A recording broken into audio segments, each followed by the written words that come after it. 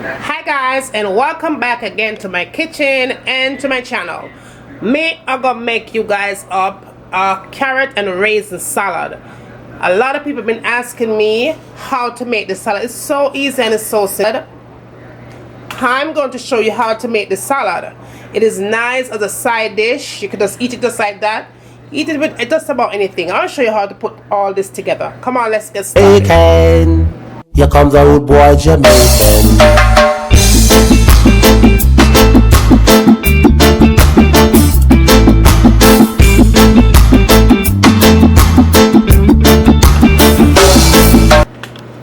Alright guys, in here I have about 3 cups of grated carrots. You want to make sure you shred it up real nice and thin, just like that. So you want it. Here I have 1 cup of dried raisins. In here I have half a cup of granulated sugar, half a cup of mayo. Right there I have about 3 slices of pineapple and a few pieces of cherry. Cut up the cherry like really small, so that's how I want my cherry, small as that. So that is all I'm going to put in here. So let's finish this. I'm going to show you guys how I finish this up on a plate. So let's get started. So okay guys, we're moving on to our very first step. We have our grated threaded carrots here. That is 3 cups.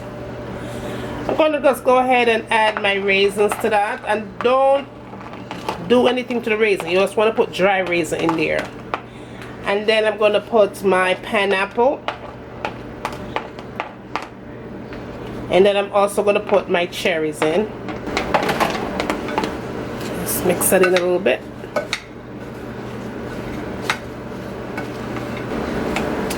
Now I want to go ahead and add my sugar to that. And once again guys, you don't want to add any brown sugar to this. All granulated sugar. Now the next thing I'm going to do is add my mayo.